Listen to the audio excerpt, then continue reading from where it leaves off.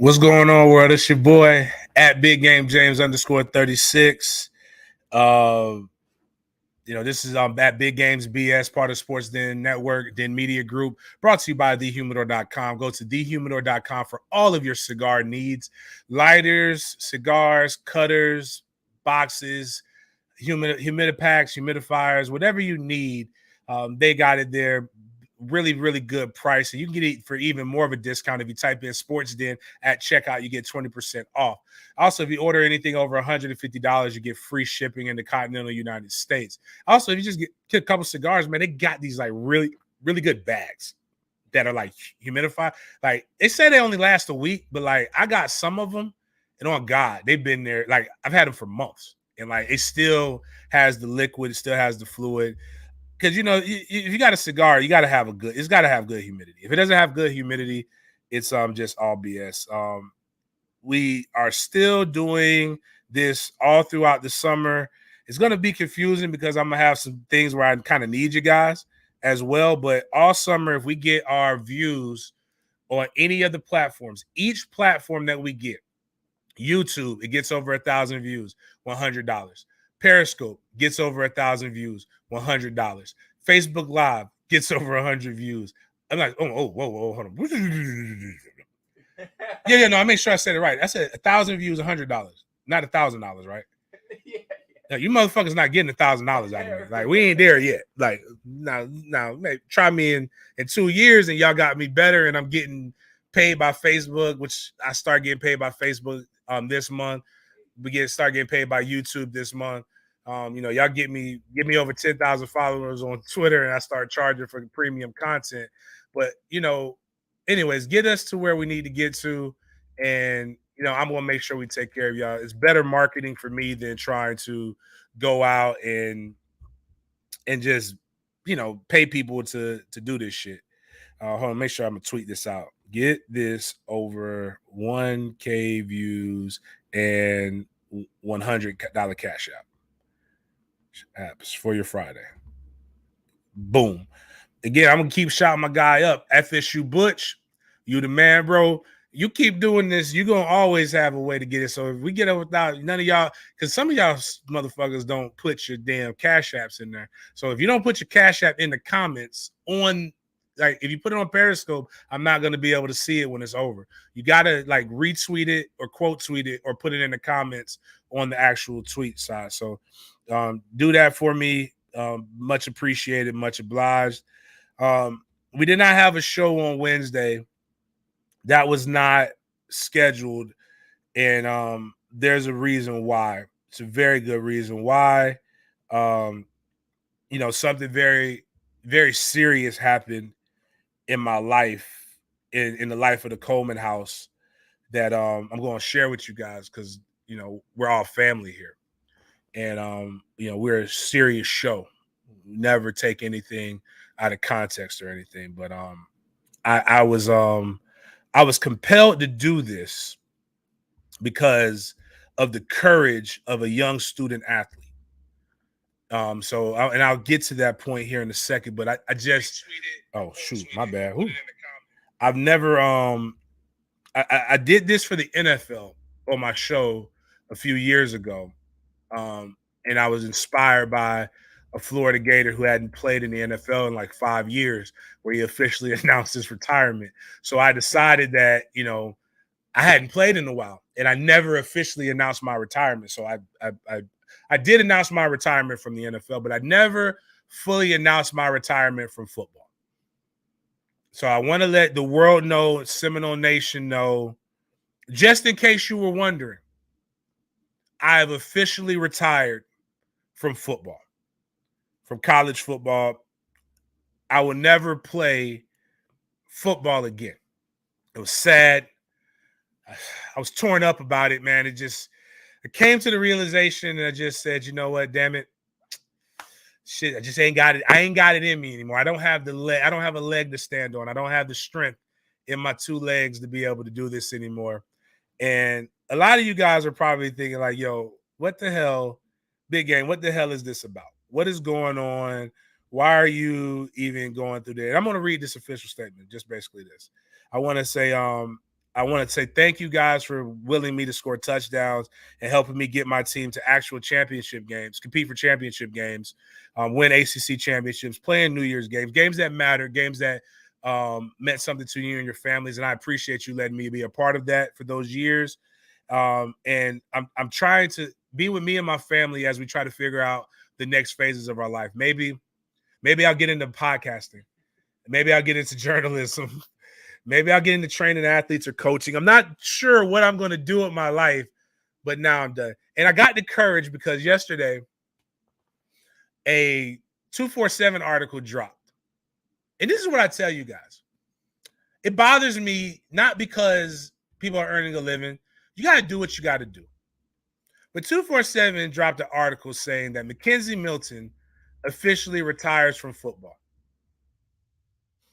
Don't know if you guys know how this shit works, but you can't retire from something that you never had a chance to do anymore. Like, you didn't get picked up by a team. You didn't do all this. And it's not a knock. He had a great career. He had a catastrophic injury. But we all knew this. And he's a competitor and he was going through fighting it, but this was unnecessary. And I figure since we're all stating the obvious, why shouldn't I state the obvious since I haven't played football in over 15? I think it's shit. I'm getting the time is like, when I played last time I played was 2006. So what are we in 12? God damn, 16 years. So is it 16? Did I do that right?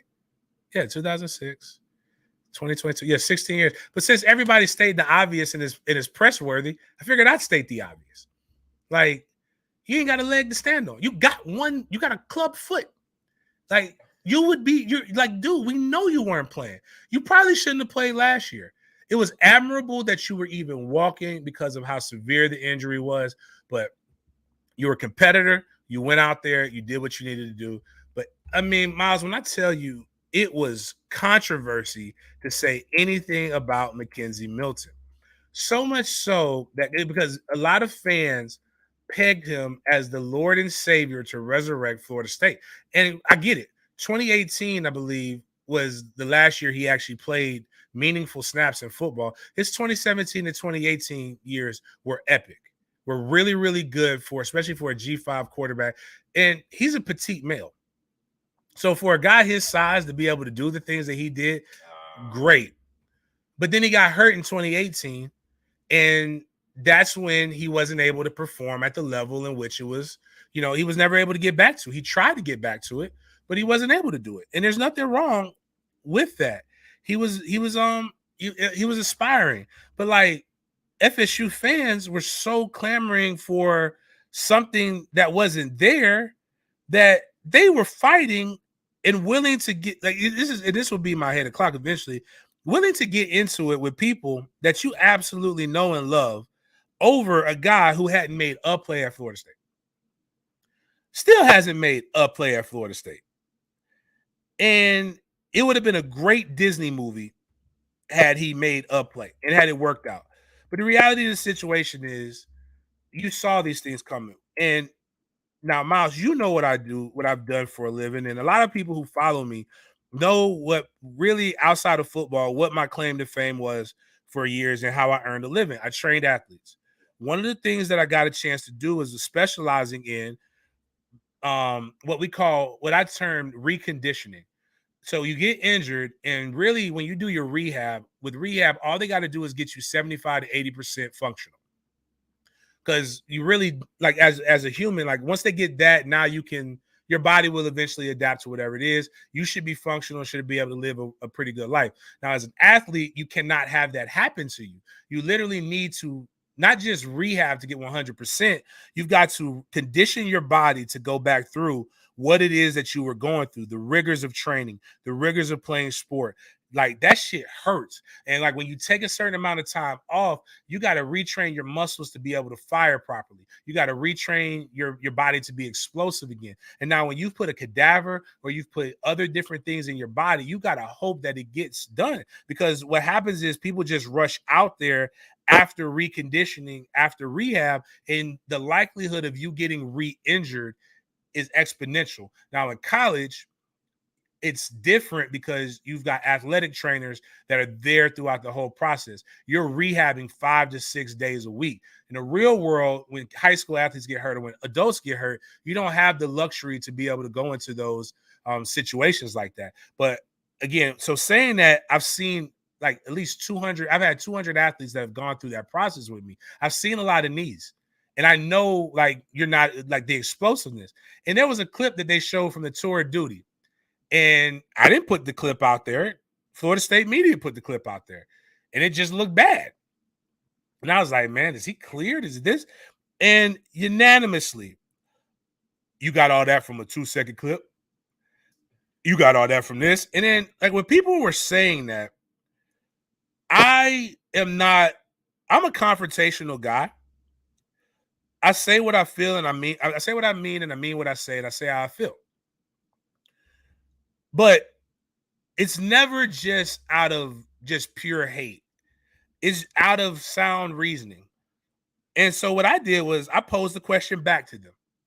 Have you ever heard of a 10-second split? That is really the measure of explosiveness at the combine. Not your 40, your 10. And your 10-second split, you know what it is normally? You know what a fast 10-second split is? A really fast one is 1.4. An average one is like 1.75. You know what both of those numbers are under? 2 seconds. You can get a lot from out of a 2-second clip. If you've been around sports and you're not typing with your fucking thumbs and you're a pencil neck and you've never had to go out there and hit people. A lot of bad shit can happen in 2 seconds. On a football field, a lot of shit can happen in 2 seconds. 10 yards, defensive end, Jermaine Johnson. I think he ran a 1.6 in the 10 in his split. That's under 2:10. That's under 2 seconds. A motherfucker could come and split your wig in under 2 seconds. And if you can't get away from the motherfuckers running towards you, guess what? You could get a lot out of a 2-second clip. You could get your whole career done up in a 2-second clip. You could die in a 2-second clip. You could, matter of fact, blink your eyes when you turn left on a highway and see how fast fucking 2 seconds go. I let out a whole clip. I let out 30 rounds on the Glock in under damn 2 seconds. It's a lot of shit that can happen in a 2-second clip. But yet, you argumentative motherfuckers wanted to go out here and you put your career, your reputation on the line for a dude that I told you they hadn't even seen throw a pass yet. That's the crazy part. And yet you are arguing with guys that you know more than you, all because you're putting out smiles and Hallmark cards. And what's fucked up is the same people who are saying, you got all that from a 2-second clip, Mackenzie Milton's going to be the Florida savior of Florida State. Like, Mike know what he's doing, blah, blah, blah, are now all bashing Mike and questioning recruiting, questioning decisions, questioning things that, and with righteous indignation, when people weren't even bad-mouthing them, they were just questioning, damn, the motherfucker looked like he can't walk. I'm going to practices seeing that he can't set his feet and throw. Yet people are saying Mackenzie Milton's winning the quarterback battle. What fucking quarterback battle was he winning? He never was the best quarterback in practice. He had a couple good throws in the spring game. And again, I'm not bashing him. It wasn't his fault. That man fought through an injury. But what you guys got to stop doing is giving away awards and trophies. I want Florida State fans to hold Florida State to the standard that they held me to when I played. And I won fucking championships. That's not a lot to ask, man. I'm saying I want y'all to do this shit because I saw a man get hit in the back of the head with a fucking orange because we lost to one of the greatest Miami teams of all time. Like, that's all that. And again, that was a fun time to be alive. Now, it wasn't scary then, but like I'm just saying, like, it was dope. We were kings. We used to be something. Now it's like I'm gonna hold on to God's unchanging hand or some other shit to any piece of positivity without any objectivity. I'm not here to be the Kevin Samuels of Florida State football, but I am here to be a realist. That's all I want. And I want us to win. I am team Mike Norvell. Let's not be like, I like Mike. I really do. If I didn't like Mike, he would not have gotten a fucking 40-ounce tomahawk steak in the spring game. I would not have offered when they come to Jacksonville to have a barbecue meal for the whole football team. But as I've stated since I wrote for Gridiron Now, there is a woman in my life who I am very much so like. She is the toughest son of a bitch that has ever walked this planet. She is my love, and that is my grandmother. I am very much so Alan Mae Adams or Alan Mae Watkins' first and only grandson. I will give you the shirt off my back. I will give you everything I can to make sure that any and every friend or person that I like, that I love, is successful. But you're going to hear my fucking mouth if you don't do it the way it's supposed to be done. Now, you mix that, you sprinkle that in with James Sr., who's a batshit crazy, which I'm not batshit crazy, but I'm getting older. And again, as I told you people, I know the world is getting worse or getting crazy when my father starts to make sense. I'm telling you, if you listen to the show or if you listen to me long enough, that motherfucker is wild. I love him as a son should love his father. But my father is a crazy son bitch. But when he starts to make sense, the world has gone mad because he's crazy and the world's crazy. But I say all that to say is that was really more so the tongue-in-cheek joke. The real story is this. Miles got sick. I don't know how to do this shit without Miles. I don't know what to do. It's light and shit. I don't know how to plug it up. Don't even know how to turn the shit in. This camera that I paid all this money for, I don't know how to work it. He knows how to work it. I don't know how to do the other shit. I don't even know how to change the camera angles. Like, I'm not doing that. I'm not pushing the buttons. I don't know how to do that shit. The little border in the background that's all new and updated, that's him. That's Miles. I don't know where the fuck Bobby's at. All I know how to do is talk. And talk shit. And you know who almost killed Miles? And I would have been on a campaign to end their business for the rest of their life. You cannot convince me otherwise. Miles is a healthy, sprawling young man. He probably stresses out too much, doesn't eat enough, works too much. Family, stop stressing Miles the fuck out. If Miles don't answer your call, it's because Miles is damn near dying. Or he's working. He's doing some shit. Leave him alone. He will get back to you. I promise you. It might not be tomorrow. It might not be the next day. It might be 5 days later. But he's going to get back to you. I promise you. Leave the man the fuck alone. He's going to be okay. I promise you. But you know who almost killed Miles? I blame Steve Stacks. I love you, Steve, but I blame you. I blame Kyla Coleman, my sister, attorney. I blame Danielle Kelly, another litigator. I blame Blake Nugent, another litigator. Blame all you motherfuckers. You know why? Because I got sick too this past weekend. And there's only one common denominator. I was fine on Thursday, but Friday we came in here and we ate delicious beef and cheddars. He had a gyro or gyro or however the fuck you say it. I ate that bland ass Angus burger. No, not Angus. Wagyu beef burger. We had Arby's. We were fine until we ate Arby's. We ate Arby's, and the next thing you know, the whole fucking house was sick. I ain't been able to shit right since Friday, man. That's a whole week. My teeth were hurting. Everything was fucked up because of Arby's, man. And what's fucked up about the whole situation is I still want another beef and cheddar. You'll be back. I haven't learned my lesson. I have a hard head. I have a big, hard head. The beef and cheddar with the red ranch was delicious. I don't know if I could eat the rest of the stuff, but the beef and cheddar with the ranch was delicious. But here's the reality. Arby's damn near killed Miles. So that's why we did not have a show on Wednesday. I am retired from football. That is true. But that's not the reason why we didn't have a show. So keeping it on Florida State for a little bit longer. Florida State had a commitment that was not a commitment. Some kid out of Texas, some 3-star. And kid's probably good. I like 3 stars. But as I said a couple shows ago, and we used the breakdown, 3 stars with heart do only exist in your minds. Bitch, this ain't fucking Rudy, man. Like, and I was a no star, but I was a no star that became good because I was surrounded by 5 stars, 5 and 4 stars. You need talent to play this game, man. I promise you. You need development, but you need talent. So the kid got offered, the kid committed. Mike has not accepted the commitment yet, so it's not official. But people have gone on this. Oh, y'all won't like him because he's a 3-star. And it's people who have done nothing and accomplished not a damn thing in their life that are always the ones with this fucking chip on your shoulder. Like, why do you care? You're a fucking lunch lady at a high school. Like, why do you care, man? Like, chill out. Why are you always in some shit? Some petty ass shit.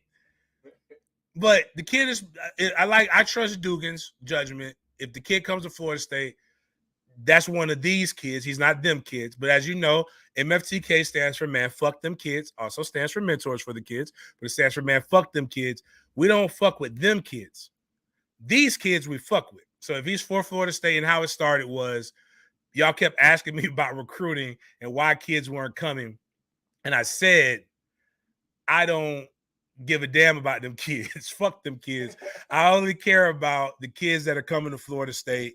And as long as the other kids' interests don't interfere with our interest, I don't really give a fuck where they go or what they do. Flourish is what I would say. But one of the things that is starting to become more and more alarming, and again, I don't have a problem with it as much as I have a problem with, now it's cool to question everything. Now we got to go in and it's cool to say, well, this happened and this happened, and why are you doing this? And you're a tag lover or you're this. Oh, now it's okay to question recruiting. Now it's okay to question play calls. When I was questioning this stuff, you're just stuck on tag.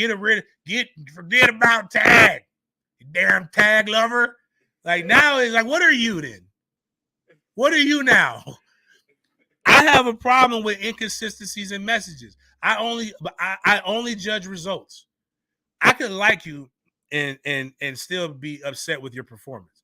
My son is my Trey. I got two boys. My favorite is Killer. Trey has my name. I'll fuck you up over Killer. I'll do something strange to you over Trey. Because if you take Trey away, that means you're wiping out a potential generation of Colemans. So I got to make sure I wipe out your potential generations. So that's just how we roll. It ain't just eye for an eye. It's eye for it's a eye for a face in this bitch right here. So what I mean by that is we have seen the same articles written since spring of Jimbo's last year. This team is different. We're so close. We're so much closer than we've ever been. I feel like I'm finally being coached. Oh, we're going to do this, all this. Oh, it just looks different. Oh, it looks different. Oh, it smells different in Tallahassee now that the colored guy's gone. Oh, bad Jimbo. Oh, big bad Jimbo's gone. So now we got to Tag saved my life. Tag let us listen to music, and I've never had fun playing football under Jimbo. Oh, we had too much fun under Tag. We was dancing and gyrating, and now we're not dancing and gyrating anymore. We're going all for the same results. They literally, it's only thing that changes is the names and the dates. It's the same fucking article. Meanwhile, you looked at the recruiting class. Everybody says that, it looks it's just more organized, but you've won less games. I don't give a fuck what it looks like. I don't care about the labor. Show me the fucking baby. That's what I care about. I don't care what it looks like. You know what it looked like under Jeff Bowden? Anarchy. But we won games. But even then, now I'm not here to tell you that Jeff Bowden was a better offensive coordinator. I'm just telling you we didn't give a fuck about all this feel-good shit. All these smiles and Hallmark card shit. We just wanted to win. And you know what happened when we didn't, the standard in which you held us to, we didn't win the national championship, which only one team could play in, which during that time only 2 teams could play in it. Y'all said we sucked.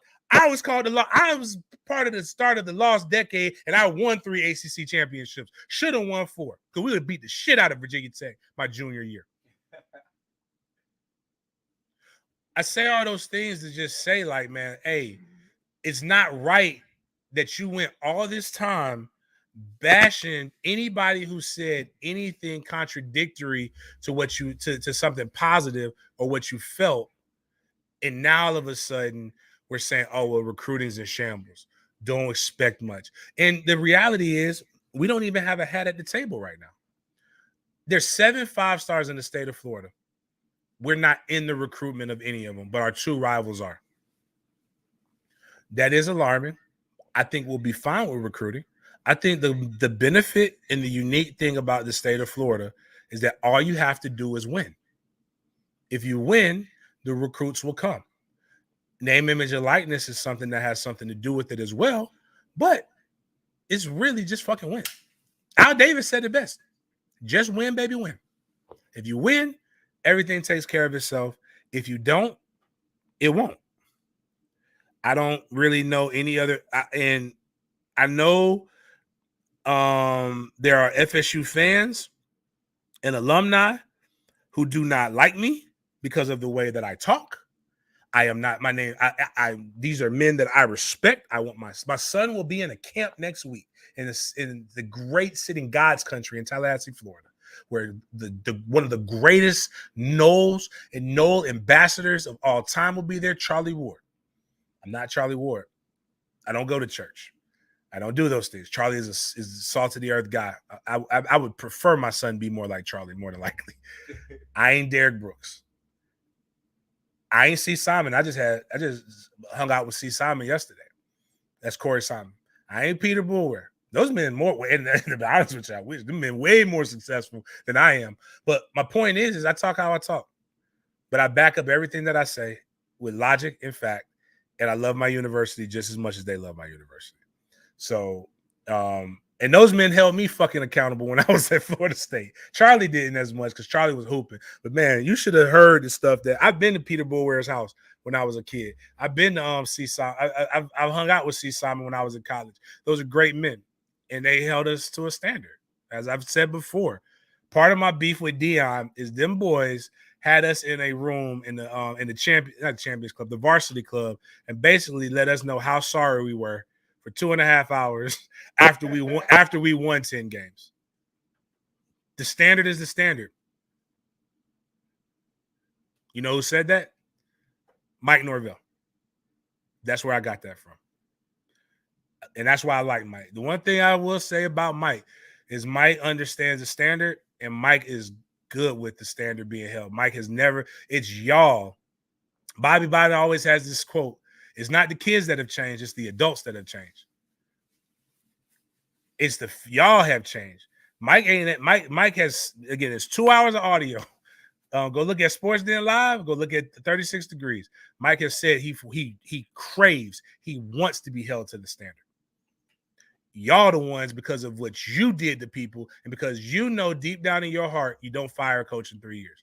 I'm not here to say that he shouldn't have been fired. I'm not defending it. I'm just saying it's not working in the manner in which we needed it to work, and you don't have a leg to stand on right now. So it's easier to do this. Kevin Samuels talked about this, and this is a non-masculine way to argue. It's called sign language. It's 4 things that you do.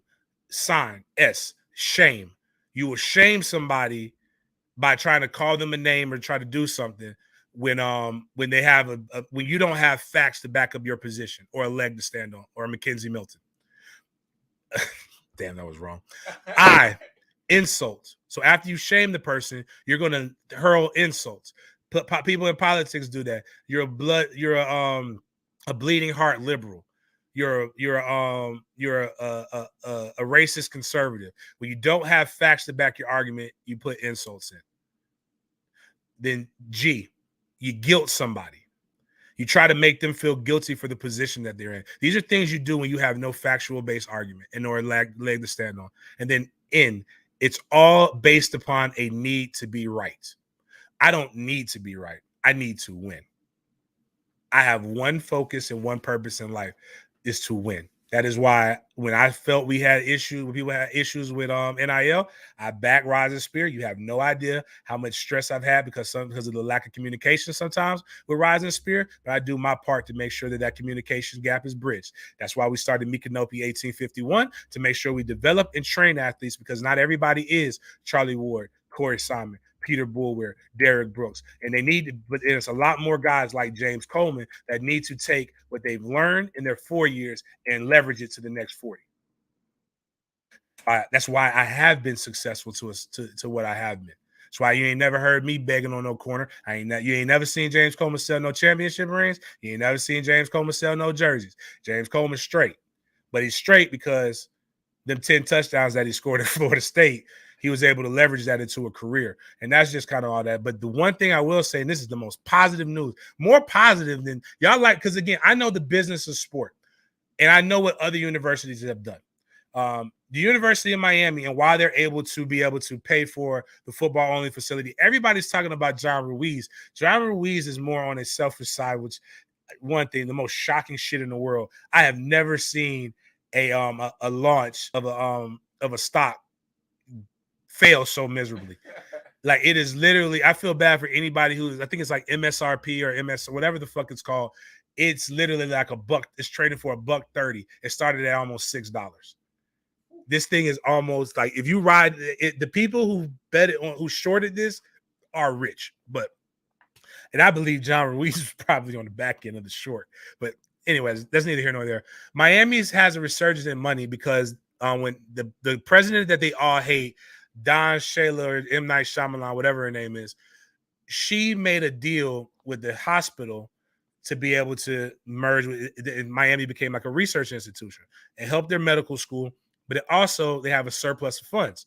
The university chose to use that surplus of funds to be able to invest in football. So now they're building a football-only facility. They're redoing the indoor practice facility, different things of that nature.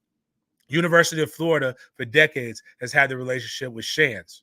So Florida gets an influx of money, the university, but it benefits and it trickles down to other areas, i.e., football, sports, different things like that. Florida State just announced, or TMH just announced, a partnership with Florida State University in which they are now going to use that as a research hospital. Tallahassee Memorial, shout out to my boy Wade with the Cigar Lounge. He's one of the execs there. Also on the board of trustees, former Florida State football player, is on the board of trustees. Also at the hospital that works there, one of my teammates, David Castillo. Tallahassee Memorial at TMH for Life has announced that we are honored to partner with Florida State and to announce the new FSU Health Tallahassee Center, which will further advance Tallahassee as a regional healthcare destination. So that is dope. It is up there. CMH.org has the article written there. The building, funded by $125 million appropriation from the Florida legislature, will be located on TMH's campus, including educational, medical, and research lab space, while drawing on the knowledge and expertise of TMH clinicians and the faculty from the FSU College of Medicine and College of Nursing. Which again, this gives you the ability to hire more qualified staff.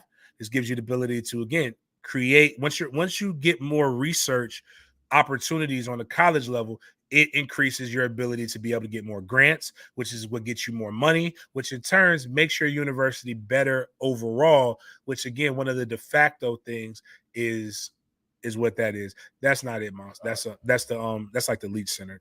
So don't worry about posting that picture. But yeah, so I think that's dope. So some positivity with Florida State. Congratulations to my alma mater. I'm also really excited for what football. I am more optimistic about this football season coming up than a lot of other people are because of what I saw. I made a statement that went viral. It was the best best spring practice I've seen in the last 6 years. So not for nothing, that got to mean something. And no matter what, LSU had a lot of kids transfer out. Miami's had a lot of kids transfer out. University of Florida's had a lot of kids transfer out. Our two rivals are down. We beat one of them. Should have beat the other one to be able to go to a bowl game. Our schedule sets us up to be able to get 7 to 8 wins. We should be able to get 7 to 8 wins. We'd finally do what we're supposed to do, and we're better. Recruiting has to get better for the long term of Mike Norvell's tenure here. As I have told people, I'm here to help in any way I can. At the end of the day, I'm loyal to the logo, not to a man. I can still like you though. Like I still like Coach Dillingham at Oregon. And he's no longer here. I like Coach Lachlan at Oregon. I talk to guys all the time. I like Dugan when he was at I like Dugan when he was at Miami. I just couldn't like root for him overly strong because he was at Miami. But Dugan's a Tallahassee boy. So a lot of the stuff that, again, we got to learn how to be critical and not think critical is hating all the time. Like that's such a lazy way to think. And yeah, I don't know, man. I'm a fullback. I'm hard hitting, man. All I know is the target, objective, goal, run up in that motherfucker and knock it out. But I think if we were able to be more equal on stuff and we were able to think about more things, people would be better. Something that I saw, and to make this get some of my Jags fans, Jags related, is shout out to I'm every day. I feel like Trayvon Walker is going to be good. I'm starting to convince myself that Trayvon Walker will be good. I never thought he was bad. I just didn't think he was number one overall pick worthy. Somebody that I told y'all from the draft, the moment he was drafted, had bust written all over him, is clavicle Chaseon or Clivinion, Saison, whatever, season salt. That's what we're gonna call him. Is the guy from LSU, sack guru that only had 9 career sacks. Now I don't want you to go look up the career sacks of Trayvon Walker either, because that's where a lot of this stuff. you can. This is not always 100% accurate, but if you want to kind of predict future behavior, look at past behavior, and I will tell you where you're at. Trayvon Walker got drafted. Clavicle Chasing puts out a tweet that says, this isn't discouraging him. The drafting of him, hold on, let me make sure I get this right, because a guy wrote an article about it, and I just laughed at it. The AP NFL, Clavicle Chasing insists the Jaguars' decision to add Trayvon Walker at number 1 has provided extra fuel as he enters his 3rd NFL season. Saison says the move lit a fire under me. That lets me know everything I need to know about him as an NFL player. As an elite athlete, you should never think about things of that matter. You should be fucking elite because you want to get paid again. You should be elite because you need to be elite. You should be elite because you have been average at best. My most fond memory of Clavicle was as I was sitting there recovering from death. The first tweet that I saw was of him being escorted like a fucking bum out of a club by security in practice and dropped off into the stands with the fans. I said, I quote, I beat death to see this shit. I was very upset. If you need to know, I was not happy about that. Like, you should be great because that's what gives you longevity, is being great. But that's a foreign concept in today's state and age. Like, everybody got to have haters. If you ain't got enough haters, you ain't popping. If you ain't got this, if they ain't talking about you, then they blah blah blah. No, like, and that can be true. Multiple things can be true at the same time. But the reality of the situation is, it's called not for long for a reason. You should just be trying to get out here to feed your family, to be able to do stuff that can make sure your family, the generations behind you are impacted, or the fact that you have an opportunity to do something that a lot of people have never had the chance to do. But I'll say this, for every year that we were on Sports Den that I bashed him from the day he was drafted, I was told how wrong I was. I told y'all that CJ Henderson wasn't that good of a pick. Everybody at the station told me how wrong I was. The same media that's telling you how right and how great this draft pick is, I need you as the fans to go in and look at records and resumes. What does that mean? James, what do you mean look at records and resumes? What I mean is, have they ever said anything, I don't know, objective? Like, have they ever said I got a question about this guy. Yeah, something doesn't smell right about this. Or has it always been positive? I like positivity. I like good things, but I don't have a problem with legitimate questions either. And like, when did we become so? I know when we became so soft. Right after 2018 is when we became so soft. Why do you say that? We took the goddamn fullback out the offense. We had a Pro Bowl in Tommy Bohannon, Pro Bowl fullback, and we cut his ass the next year. That's how you reward progress. Went to the third round of goddamn playoffs with a fullback, got rid of him, and the shit stunk ever since. We were a proper country when the fullback was involved in the offense. I will die on my tombstone. Actually, no, I don't want to be buried. I want to be cremated. On my urn, I wanted to state America was great when the fullback was an integral part of offenses. When we became this spread-oriented offense shit is when we became soft as baby shit. Actually, baby shit stinks and has a pungent odor, so at least something punches you. We became softer than fresh-baked cookies. We're sweet. We are consumed with softness. You're plush. We're Care Bears. But no, we're not. Because Care Bears cared so much that when they cared hard enough, shit happened. They whooped ass by caring. We don't even whoop ass anymore. We're ass whoopies. If that, I don't even know if that makes sense. I don't know if I use that in proper context. Whatever. Doesn't matter. Herschel Walker makes up words too, so I'm probably gonna get CTE. So I'm embracing this now. But like I said, we were a proper country when this shit happened. Positive Jaguar news though, and I talked about him on a couple shows again. He's not better to the career stats of Leonard Fournette, but I really do enjoy James Robinson. Seeing him run after he tore his Achilles toward the end of last season is very encouraging. The advances in medicine that are going around and surgeries are so good. It'd be interesting to see what Travis Etienne and James Robinson could actually do with this offense. Also, to bring back when America was great and why I believe the future can be great despite of the adults who are in charge of them, because some of you adults are fucking idiots. Don't know how you're so passionate about so many things and an expert in nothing. Like, how are you, like, you know everything and nothing at the same time? Like, you argue with doctors about doctor shit. Like that's what the fuck they do. You argue with football guys about football shit, and you're like a janitor or something. You're a bus driver. Nothing wrong with those professions, but if you wanted to talk to me about a stick shift and I argued you to death, bitch, I don't know how to do that shit. You got it, dog. I'm gonna sit there and listen to you talking to me about driving buses. You want to talk about fixing the doorknob? Don't know how to fix that shit. You got it, player. But like, y'all argue about everything. It didn't got the nerve to call people stupid, and you ain't even past the FCAT.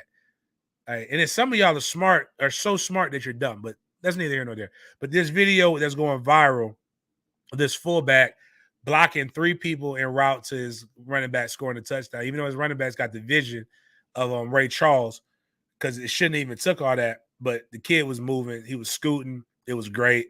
I love it. Violence. You take care of your own. Fullbacks are selfless, and they're, again, about one goal: destruction en route to touchdowns. Getting into something else, MFTK moment. Go on my social media, all of my IG, Facebook, Twitter. A dad and a son were in a celebrity boxing match. Every dad dreams of this day. Like, I already know. And my sister's doing something similar to this. We're going to be on some show called Relative Justice. I've never heard of it. I'm trying to back out of it because I think they told me that she was like, oh, they're going to pay us an appearance fee. And this is how I know everybody's so capped on social media. And this is how I know you're capped. Because this lady told me this shit like this was a big deal. And this might be a big deal to everybody else. She's like, we're going to bring you up here. We're going to give you an appearance fee. We're going to pay for your flight. I'm going to pay for your hotel. And then you're just going to come here, you'll record that day, and then you'll fly back out. I'm like, cool. It's in the booming metropolis of Lexington, Kentucky. I'm thinking appearance to me, where I'm at, like, oh, shit, I'm going to go up here. Maybe they'll give me a stack, dope, buy some shoes or whatever, you know, be able to afford a meal or two, and I'm going to fly and come right back. Man, these people giving me $200. Ooh. You know how easy it is for me to make $200 in so many different things that I can do in an hour or less? But my sister wants to do it, so nonetheless, I want to do it. But if me and my sister had the box, and I'm all about equality now, this would be it. I would be the old man with the bald head that you're looking at right now. And this dad remembered everything that this kid had done to him in life. He said, this was not my bouncing baby boy. This is the stank underarm, dirty drawers, sitting on my couches, drinking milk out the canister, motherfucker that told me he was better than me in all aspects, and I just had to show him. Good fatherhood is beating the shit out of your kids every chance you can, in every aspect. If my son plays me in basketball, you know what we're doing? I'm dunking on his ass. Now, establishing dominance. Because you know what happens when you no longer establish dominance in the house that you have? The fucking younger lions take over. And you can't let that happen. This is amazing. Poetic justice. Beat the shit out of him. This reminded me when I heard my mother's voice in this. I brought you into this world, and I could take your ass out of this world. And it's just whoop his motherfucking ass. That is the MFTK moment of the fucking month. Nothing would be better than this. Hypocrisy. I have said this, and I talked to one of my friends who was in the LFL who worked for me. Shout out to Tara. Go check out our clip of Angie, who I used to train. Gorgeous Angie, phenomenal athlete, destroyed somebody. Nobody hates women more than women. Don't care what anybody says. I don't have research stats in front of me, but I know women. Women talk bad about each other. Women put the size expectations that y'all think men have. Yeah. Women put it on you. We don't care. Fat bitches getting pregnant every day. Ugly women getting pregnant every day. You know what the first thing, if you cheat on a woman, you know the first thing she always says? I can't believe you cheated on me with her. Yeah. She doesn't look better than me. Men charges to the game. Women judge each other every time. At Lingerie Football League proves my point. You put a woman from the East Coast in a cage with a woman from the West Coast, and you put adulation in front of them. That's the only reward. You will see that woman try to destroy that other female with extreme prejudice. There was nothing in it. There was nothing in it. There was no money, no monetary value. Not even the true chance for 15 seconds of fame, 15 minutes of fame. Just violence, killing somebody. See woman, see red, like a bull. It's not safe at all. Women on Twitter, like this one lady, she's cute, she's petite. Hating ass bitch, you proud because you shop in the kids section? Go buy a purse and do your hair. Like women, again, sign language, shame, insult, guilt need to be right. This is why they hated Kevin Samuels. I'm not Kevin Samuels. Don't agree with everything he said, but the motherfucker has some righteousness. I do love T to the motherfucking K. That's my guy. TK Kirkland says a lot of stuff. I really wish he didn't die because I wanted to see them do those things. But the hypocrisy comes in this, is that women are also the most homophobic of the two sexes, black women in general. Most men, if we find out that you were with a woman, and I put this and it went viral. The woman said that she tried to be a lesbian for 15 years. She said women ain't shit either. She's coming back to men. And we put, well, come on inside and pour yourself something cold to drink. We'll welcome you back with open arms. Parents, cover your kids' ears. If a man sucks a dick at a white woman, would you take a man back that you know sucked a dick? I already know the answer. It's no, because most men think the same exact way. That is a choice. That's a conscious choice. Nothing wrong with that. That's what you want to do. Hey, it's just not my cup of tea.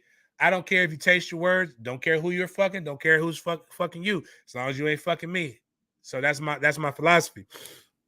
But women are the more homophobic.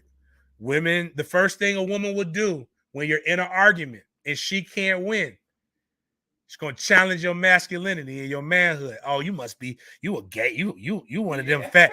So the main instance in this, and this is my I guess my 8 o'clock's gonna be a little longer. Today's show might go a little longer because I got some other topics that I want to go with. But Monique and DL Hughley really don't have a dog in the fight. I actually do think DL Hughley's a bitch. I think DL Hughley kind of oversteps outside of just giving his opinion. That's why Kanye about sick them goons on him. I think if you talk that tough talk, you can't expect somebody not to try to match what the energy is that you brung. And I think he crossed the line with Kanye and his relationship with his ex-wife and his kids, especially when you have your own issues. Not bash you, but that's not but you were right in this situation.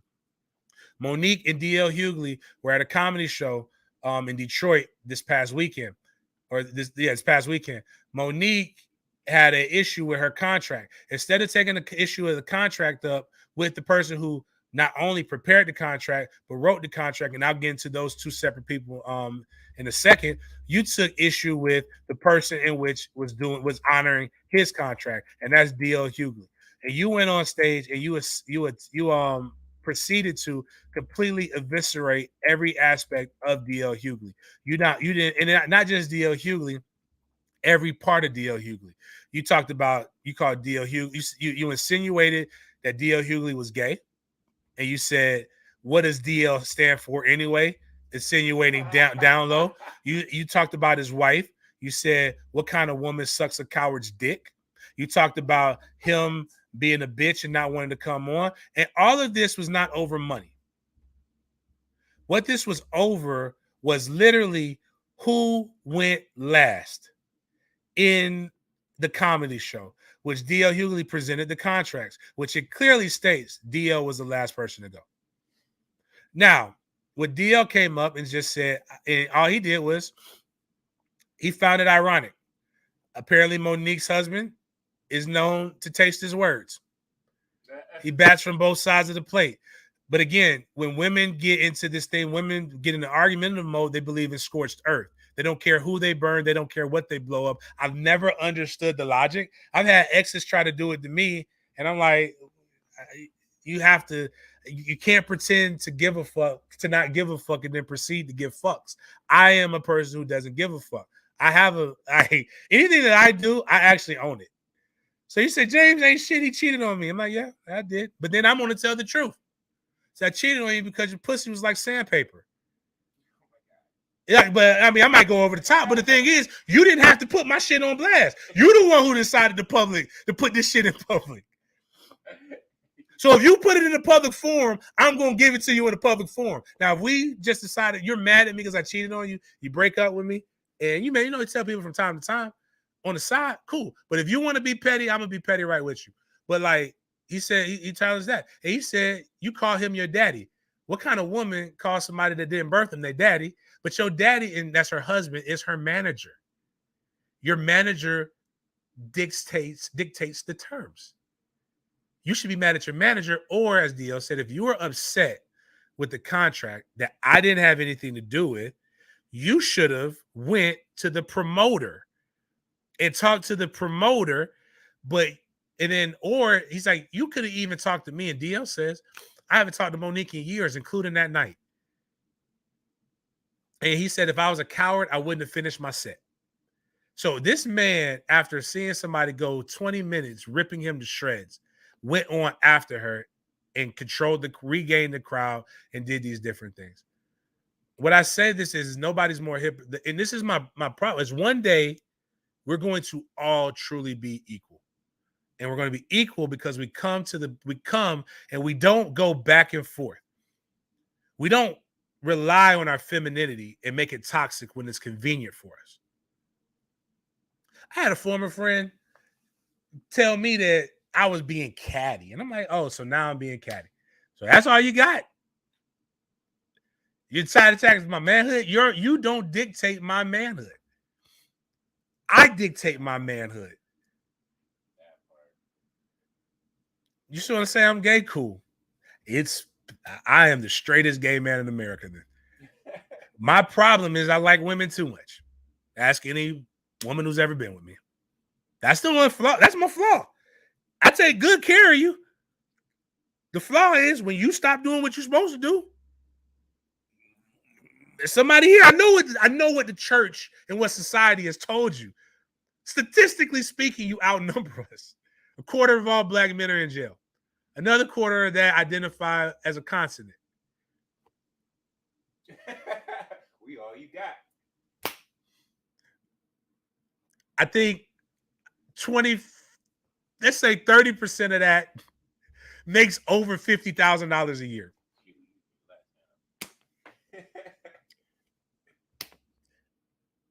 All y'all motherfuckers talk about how rich you were. Gas at $5 now. You bitching about gas. But you was talking about catch flights, not feelings a few months ago with your PPP loans. You ain't seen, I got a fucking 36-gallon truck. You ain't seen me complain about gas yet. All I'm saying is that I find it ironic. And again, even though she goes back and uses her femininity as toxicity, but I find it ironic that two of the biggest things in the news that are helping the equality part are by women of a race that have fucked your mind up, black women. So I'm gonna go with Amber Heard. Shout out to Johnny Depp. City Boys up by 1,000. Bitch, you tried to defame me. Run me my 13 million is what Johnny Depp said. Johnny Depp lost way more than that because Pirates of the Caribbean, and he said he'll never do it again, was canceled because you said that man basically abused you. It wasn't proven. It was actually proven that you were the abuser and you relied on your femininity and even came out in court because I talked about this. Nobody believes the man when he's the victim because the same misogynistic culture that props the woman up is the same misogynistic culture that your feminism tries to destruct. And the reason why we don't have equality is because you go back and forth. Men, the highest earners, men also take some of the most dangerous jobs. Go run your ass. You know who makes six figures easily? The motherfuckers who go up and put them electric wires up. Go do that. How many women you see do that? Just saying. There are times we're equal. There's times that we're advantage. Marine quote, at the battlefield's level, did a shitty job of prepping the battlefield. But you tried to use that, but then when the stuff came out and Johnny Depp faced the ridicule and all the different things that came with it, because I've seen it before. Cops, other men will laugh at you when you say that you're the victim. And sometimes it's not even the physical aspect of what a woman would do to you.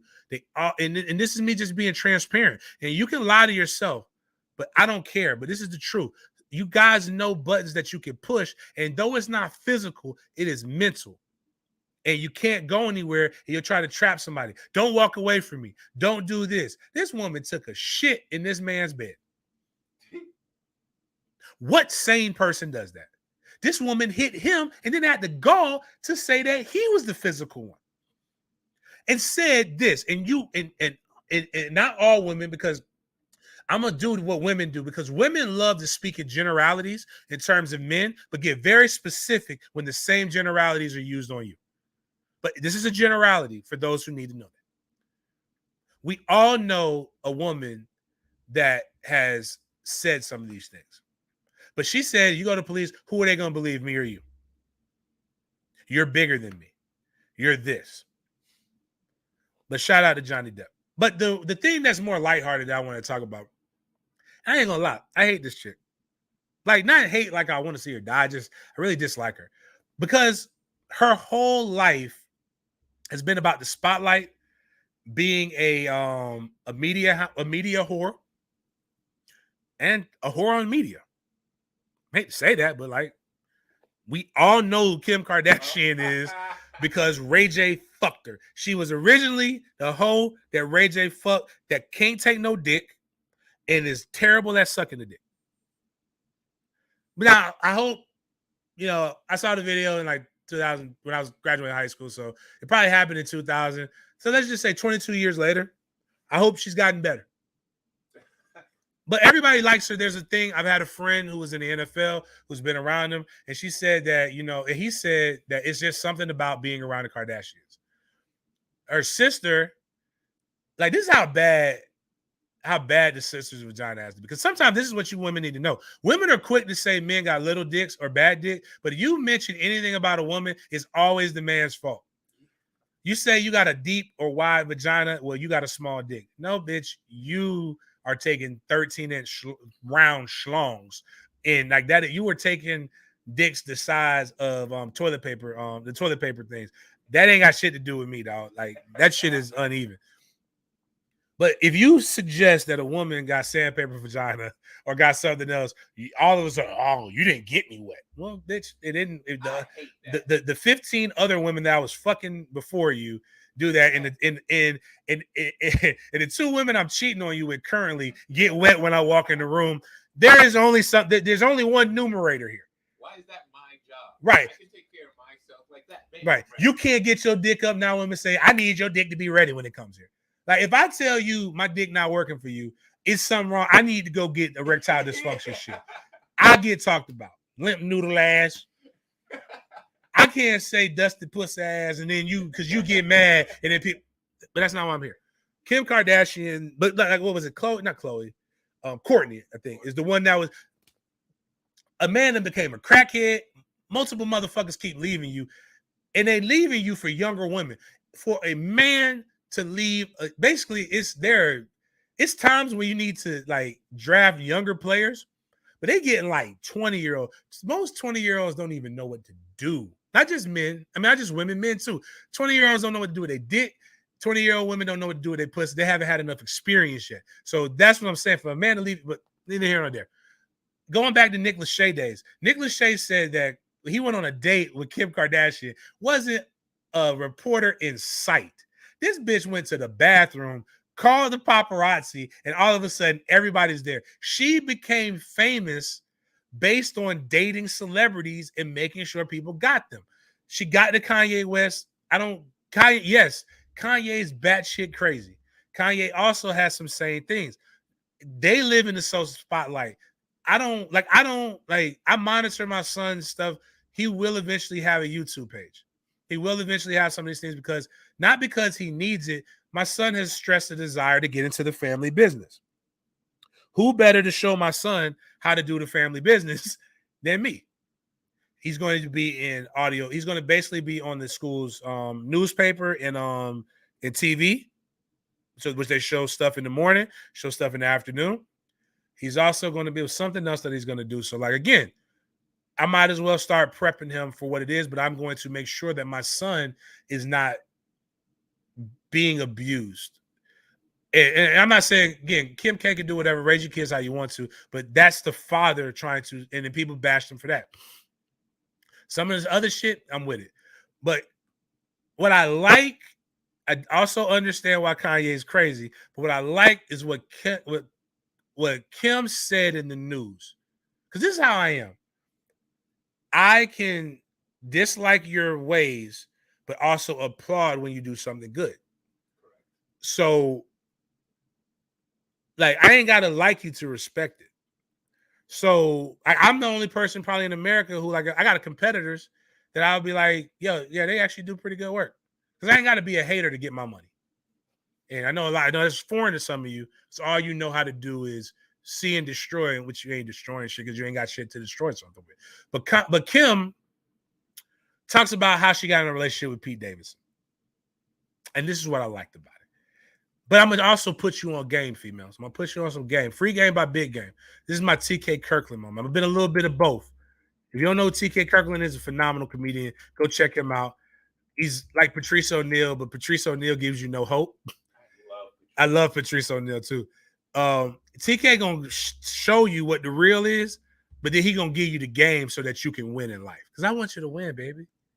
But here's what Kim K did. Kim K did Saturday Night Live. And then she invited everybody out to an after party. The only person who did not come to the after party was Pete Davidson. Pete Davidson didn't give her the fucking time of day. And when he didn't do that, she did her research on Pete. And she learned that Pete has a baby arm. We talked about this the other day between his legs. I think Bobby was telling us that Ariana Grande was like, to this day, just I miss it.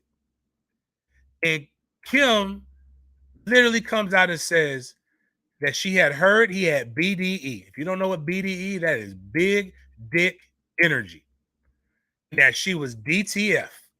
That means she was down to fuck. She was out of the game. She just wanted some good dick. Ain't nothing. And what I think she didn't, she went for equality. She went away from what people typically say is their femininity. Like, oh, coy, chase me. But then no, what's the shit called? Not plus one. What is the shit? Me too. Oh. That's why I always tell them I don't shoot. No, sir. That's why you'll never hear James Coleman. Because again, I ain't trying to shame you, but I'm gonna tell the whole. If we're gonna tell the truth, I'm gonna tell the truth. You ain't gonna say James Coleman raped you. James Coleman gonna be like, nope, sir. Here are the text messages. This woman said she wanted to eat my entire ass with grape jelly. Sir, I did not know that I grew up in a Christian home. Did not know that women talk like this, but I had to find out. And I was startled. I didn't know that I had those kind of things in me. She was the aggressor. But I'll tell you, like, I mean, I would talk more, but I don't feel like my brother-in-law is my producer, man. I can't really, I don't want to fuck that up, fuck his head up, and then he get mad at me. And then I'm in the same fucking situation that I was in on Monday. But the point is, well, not with her, like she's dope. But I'm saying I like whores. I like women who do things like this. This is aggressive. You know exactly where you're at. You don't have to fucking guess. But I'm gonna tell you, and that's dope. I love that, Kim K.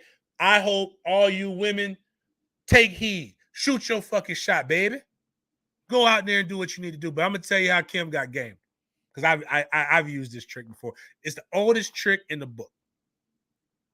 The oldest trick in the book is this. I ignore you. Everybody, especially when I know you are a whore to attention.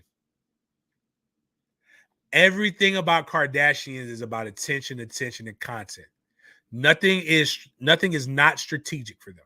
But what Pete did was why everybody else was clamoring and giving her glowing attention. He ignored her. He set you up, and you didn't even see it coming. I've done that before. And when you are that guy, she did a research on you. She heard you be leaving dents in women. She heard you tilt cervixes. And that's why she did it. And I'm gonna tell you guys why Kanye has a problem. Because here's what people always believe. See, in divorce, it's a two-way street.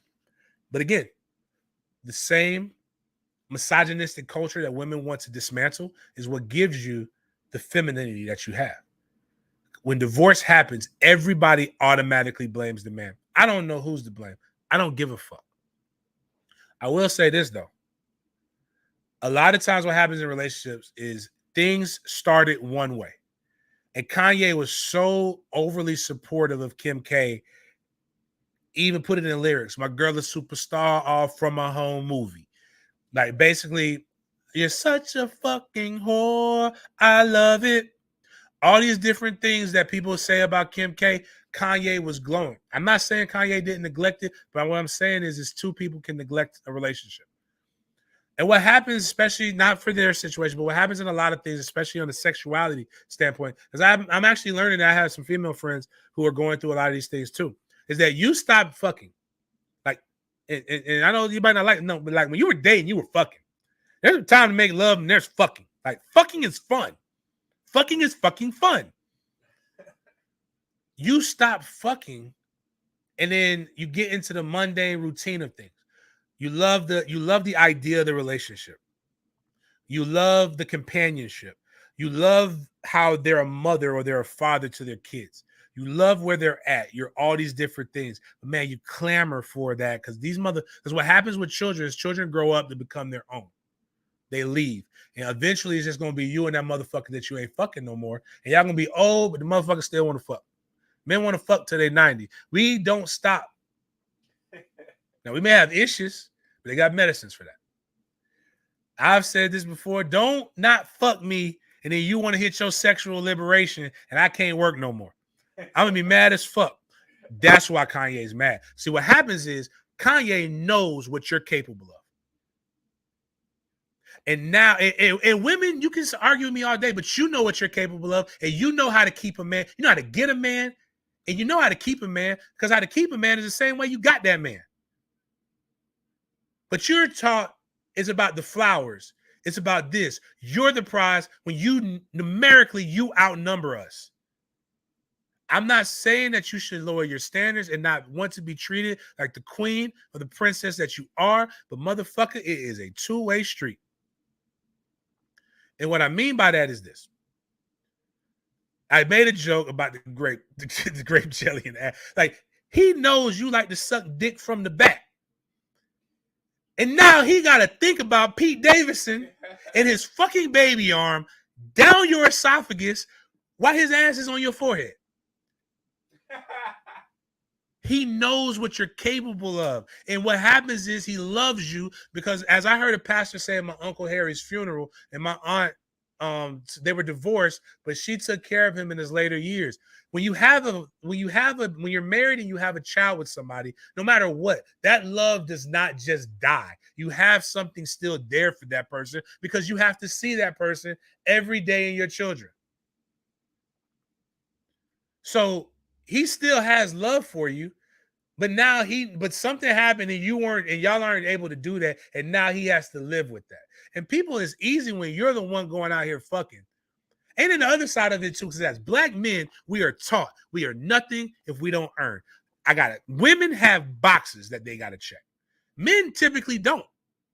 Women have boxes. Kanye, outside of being batshit crazy, which he is, I'm willing to admit that, checks a bunch of boxes that very few motherfuckers on this planet. He's an artistic genius. He's successful in music and still is, successful in fashion and clothing. He's successful in film now, and he's going to be successful in his sports agency. Pete Davidson is a mid comedian. I gotta agree, he's not that funny. He is a mid looking person.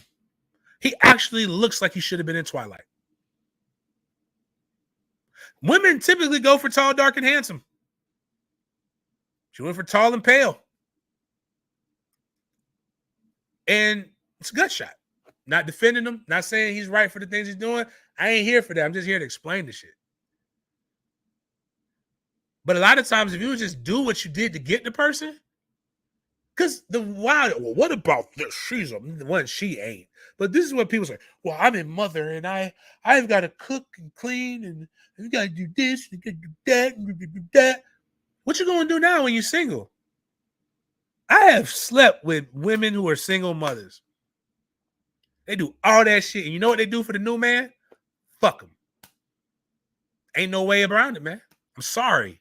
Sorry you got to hear the harsh language from James, but I love you, and I want everybody to be successful. But if you ain't doing it, if you're not doing it, somebody else either will or you're going to have to restart and do it for somebody else. And what happens is if it's a perpetual cycle of you starting and stopping, you're going to be the reason why you can continue to have these relationships that don't work.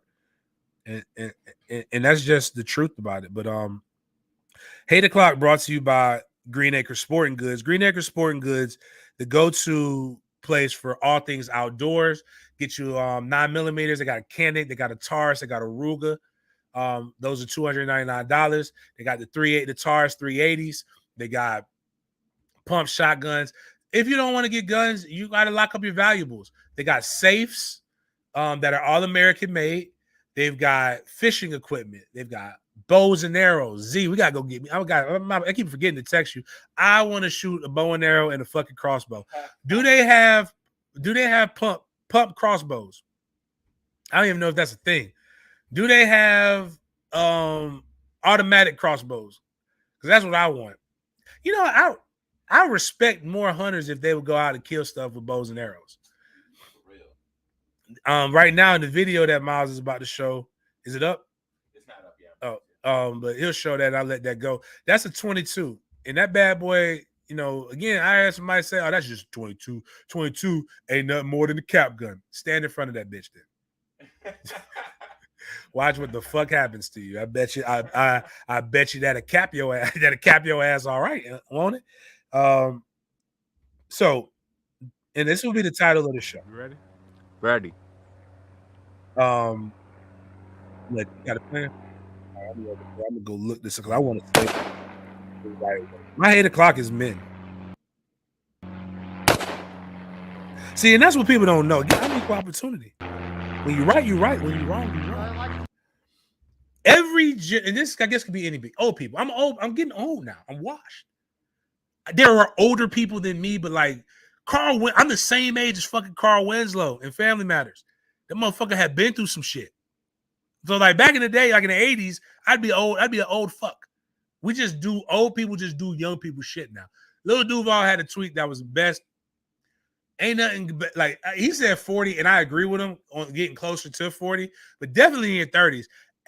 It's nothing better. Like young men who listening to this, don't get discouraged if you're worried about getting boxed. It gets better when you get older because you can go down or you can go up. I've been approached by 60-plus-year-old women.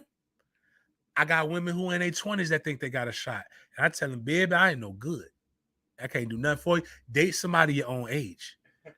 Like, but same thing to the 60-year-old. So unless you got AAR, like, then again, no, they get that free coffee. Baby, go get me that free coffee from McDonald's and give it. But I want to I'm gonna say these lyrics, and these lyrics date back to like I believe the 30s. One of my favorite. You know, he's like very commercialized now, but I like blues music. Blues music origin is what started country. It's also rap. It tells a story. And I wish I had the little harmonica, but it miles if you do the edit. The song is called Hoochie Man. Yeah. Gypsy woman told my mother before I was born, you got a boy child coming. He's gonna be a son of a gun. He gonna make pretty women's jump and shout. Then the world wanna know what this all about, cause I'm here. Everybody knows I'm here. You know I'm that hoochie man. Everybody knows I'm here. I say that because there's a phenomenon that's been started, that's really been around for a minute, but now it's getting popular. It's called the Hoochie Daddy shorts. If you've seen the side shot, I'm wearing my Hoochie Daddy shorts today. I'm trying to get found. I'm trying to get chose. I want shots to be shot. I want to be pounced. Simba and Lala. It was a Lala. Nala. I want to be. I got them thighs, skies out, thighs out. Gray sweatpants were great. It's still gray sweatpants, but it's not gray sweatpants season. It's hot as fuck right now. Unless you got the track pants. But like, here's what I mean. Hoochie Daddy shorts are basically anything that's showing a little bit of thigh. If you got the 7-inch, basically 7-inch seams and higher. Now, some of them are a little bit too much for me. I ain't comfortable with that shit. About look like they wearing Daisy Dukes. Like it's literally like you can't have your balls out, man. The balls and your dick can't be out, man. Like just like that's too much now. Like, but we got to keep them. But I think like if you got a 5-inch seam, 4-inch seam, 4 inches like really pushing it. But like but that's what the things are. Women are liking it, and what's happening is the men who don't do squats or men who are not secure are saying, "Oh, that's some gay shit. Like you out here showing goddamn thigh. What's wrong with you? Bet with men, we didn't do this. Motherfucker, have you seen who raised us? My daddy was a man in the grew up in the 70s and in the 80s. The pants was tight as fuck. Did you watch the NBA highlights of back in the day? Before 1994? Like, that's why I really believe you couldn't dunk on people, because your nuts was out. And they believed that was too sexually gratuitous. Look at Wilt Chamberlain's shorts. Wilt Chamberlain is one of the most sexualized men in American history. Wasn't shit gay about Wilt Chamberlain, but he wore tight ass pants and he wore short ass shorts. Look at the Hughley brothers and what they fucking wore. Brothers was wearing blouses and lapels. Nobody got more pussy than Prince. This motherfucker was wearing figure skating outfits. One of the pioneers of gangster rap, Dr. Dre. Go look at World Class Wrecking Crew and what the fuck he wore before he got in NWA. Look at NWA's pants when they first came out. You guys got some fucking nerve. Matter of fact, fuck all that.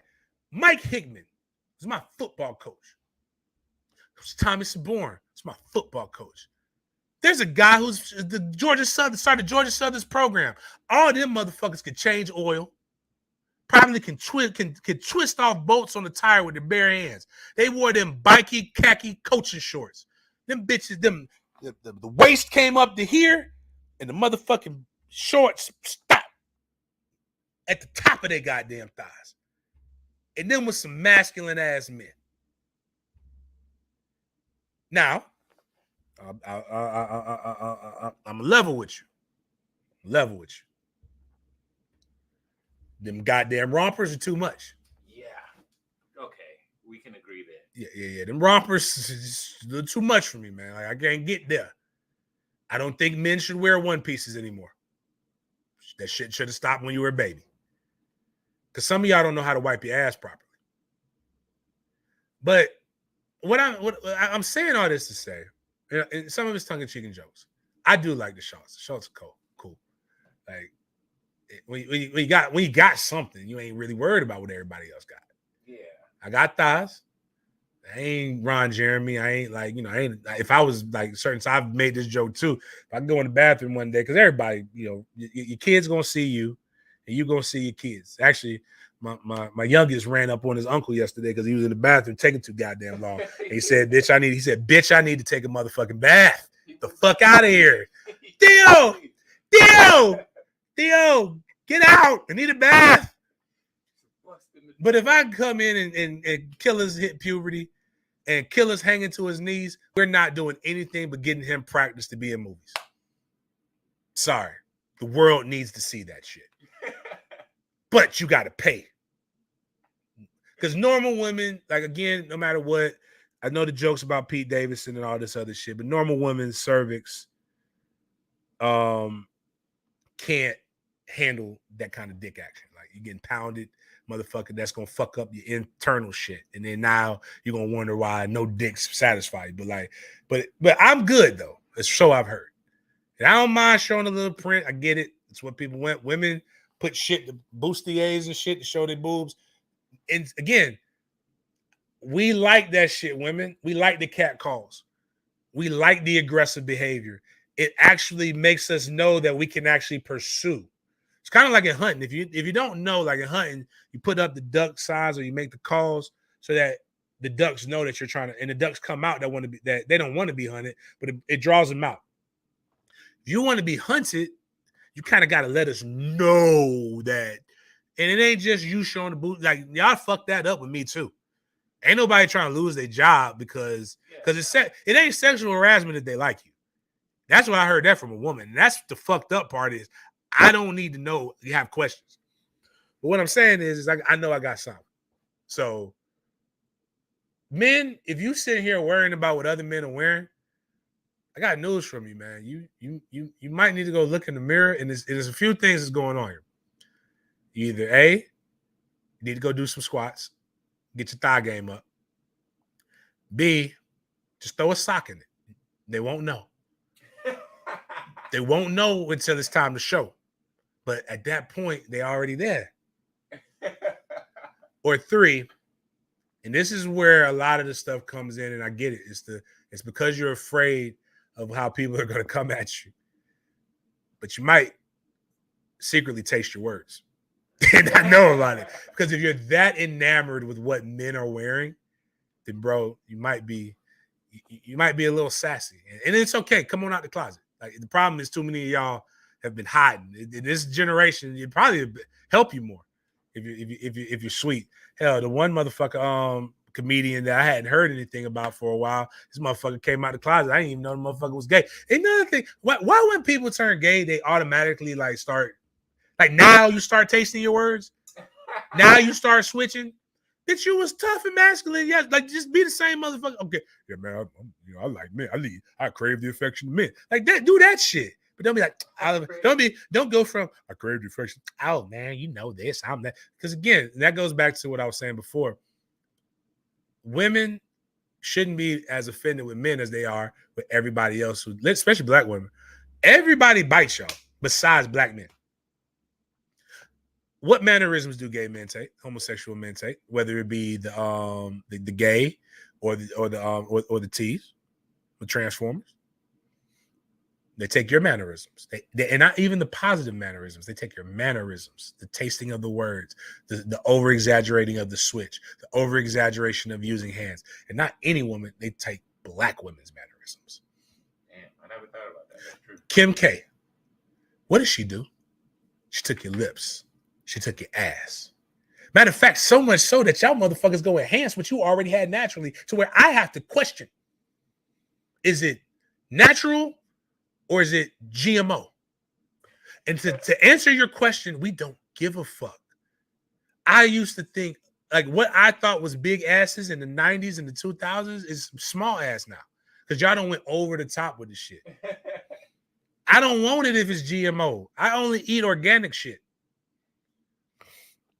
There are people who do like that, but I'm saying the vast majority of us don't. But they take in every aspect, but yet I'm the enemy to you?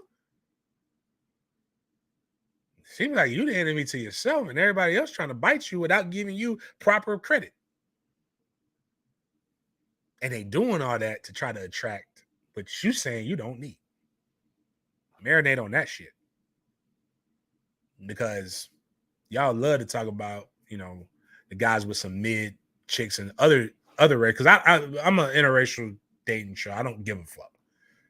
You like what you like. I believe in preference. I don't believe in what, and this is my last thing on the hate o'clock, and I learned this, and this was wild. This was the wildest shit in the world to me. I don't believe in dating apps in general. I don't believe in dating apps in general. I had never heard of this dating app until my sister joined it. It's called Hinge.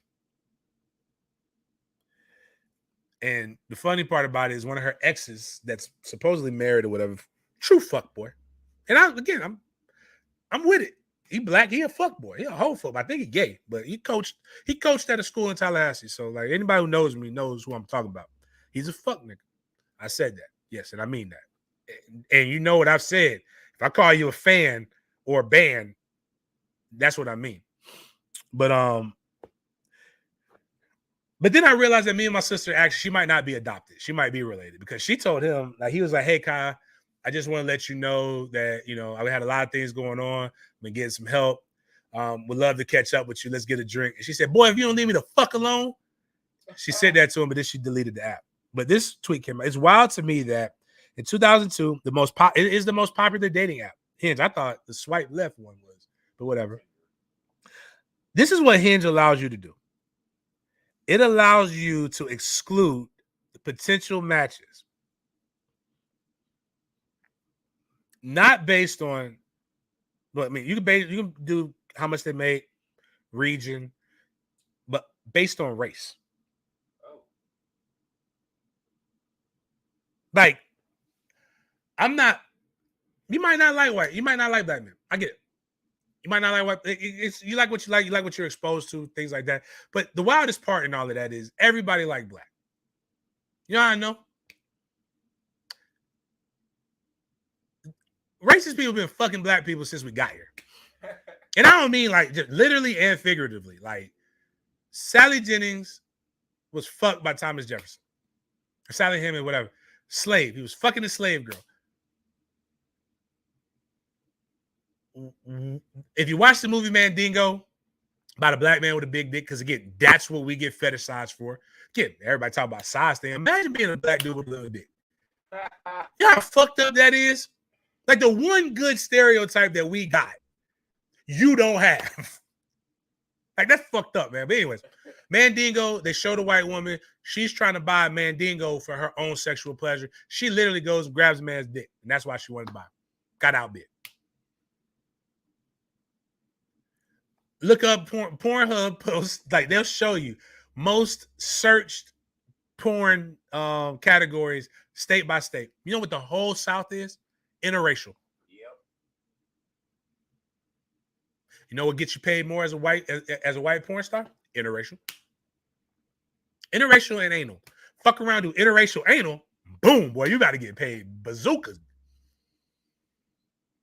It's taboo, but people like it. Don't know why. Maybe Republicans or KKK Klansmen will say it's George Soros in game to make everybody brown. I don't know, but what I will say is this, man. In today's society, if that's really just you're really legitimately shutting down the option for love based upon somebody's race, like I really hope they weed you out. It's even further than that. I got called not in person but online beta because I dated a white woman. No, well, I would say that and the funny thing is this. That's funny that you said it because we got in. This is a long ass show, but we ain't had no show on Wednesday, so had to do it to you. Sorry, guys. Dr. Umar Johnson is so over the top with this shit. I would give him the hands on site. That he can't even take a fucking picture with a white woman. Yeah. This man has made 8 IG posts just because somebody showed a video of him being chummy with a white woman. It looks funny, and people gave him a hard time like he was flirting. But I'm talking about because he's a dark dude. I'm talking about you saw teeth. This man was cheesing. And he tried to lie with no, nah, my good brothers and sisters. I was buying some incense and candles. And then, like, come on, bro. Like, dog, I get it. Pro-black, Pan-African, blah, blah, blah. He's Popeye, Prince of Pan-Africanism. I like some of the things you do. Motherfucker, I want my $2,000 for that school that you ain't built, though, that I gave you almost a decade ago. But we'll get to that on another end. But like the motherfucker's like a con man in some things. And that's the problem with some people do some righteous shit. They're all panderers to somebody. Exactly. But, bro, like I have like you can have a preference, but like don't be closing man. Like, dog, you can't take a picture with somebody. You that pro-black? Ain't none of us we are 13% of the motherfucking population. You can't do everything 100% black. And if somebody calls you a beta, again, who the fuck are these people that go around? Now I'm gonna accept the Hoochie Daddy shit because I like Hoochie Coochie Man as a song, and I'll embrace my Hoochie Daddy-ness. I embrace the attractiveness that I am getting as I am getting older. I am supposedly being told I am aging like wine. That is dope. I never realized this till my daughter went to Southern and she posted a pic to say my daddy was gonna be here. And all these little ass 18-year-old girls was just like, oh damn, your daddy fine. I'm like, little girl, leave me the fuck alone. And that was cool. But it's just like you're starting to realize stuff that you don't realize. When you get, and this is why any guys with kids, I tell this, man, it don't make sense right now. But if you get a chance to live 90 years on this planet, don't give up in the first 30, man. Like, don't give up in any of it. But like, cause just think like now that last 30, like, all right, it might not be as great as your mid 30, but I know 60-year-olds that are living life. Shit, Felicia Rashad fine as fuck. And she like 70 something. She can still get it. I know that thing working. But like, you know, just like let's try to like the world is really tough. Like again, like I said, the world is tough enough, man. We got people who are going crazy that are going and doing stuff that are doing the unthinkable. I don't even want to keep talking about it, but are doing the unthinkable. We have people who are trying to manipulate data to continue to put us against each other. Like, the one outlet that we all have, that every human should have the opportunity to enjoy at least a few times a year, is fucking. That might be the title of the show. Hoochie Coochie Man and fucking. And I'm not saying this, I don't want to be vulgar. It's just the reality is, man, life is too short. Find people that you enjoy fucking. If they white, they white. If they black, they black. If they're green, they green. Man, everybody likes curves. It's just something about it. Now, if you like pancakes, then shit, God bless. I don't like them. And have my portion. Give me your portion of ass. You have my portion. See how this is how the brotherhood works? You don't like women. Cool. Give me your portion. I don't like men. Fuck all of them. You don't like you like women? Cool. I like women too. Dude from Tallahassee, my girl got a girlfriend. It's a great song. Because having two chicks is better than no chicks. I'd rather just leave chicks. Have my girl and another one too. Again, just like that's a relaxation technique that the gods gave us. So on that note, man, good show. Be here, I think Monday, maybe Tuesday-ish. I don't know. I got to take trade to Tallahassee. We'll be back next week. Make sure you check out greenacresportinggoods.com. Make sure you check out thehumidor.com. We're brought to you by we're inside of Goodfellas Cigar Lounge. We bring it to you each and every day. One of the go-to spots, just good vibes. Love it here. My guys do a good job here. And on that note, remind them where to send their cash apps. Exactly. Oh, Cash App on the YouTube in the comments. Put your Cash App. When this gets to 1,000, well, if it has to be before the next show. So the way you do this, share it, comment, tag some friends. Cash App in the comments on the YouTube, Cash App in the comments on the Facebook. And when you actually go to the Twitter page, in the comments, that's the show is the pinned tweet. All you got to do, put your Cash App. Now, what some of you guys haven't realized is that you got to fucking click on the actual damn show. Like, you can't just like put your name in the comments. It doesn't show as a view. It's not my fault. The rules are the rules. 1,000, we give 100. So check that out. Appreciate you guys, and we're gonna keep doing this every show. And then one day, it's a little eye that we see here. When that eye has 100, we will give $100 on the spot. I will pull up my cat. When I see that 100, I'll pull out my phone, look up, and I tell Miles, tell me one of them Cash Apps. He'll tell me a Cash App, boom, $100 on the spot. So all we're trying to do is give back to the people the surplus that we've gotten, and that's my way of growing the show and growing the brand. I'd rather give it to you than give it to an advertising agency, especially since some of y'all were lying during COVID about the PPP loans and your businesses. So I want to make sure you guys can get some gas money. So on that note, man, love you guys. See y'all next week.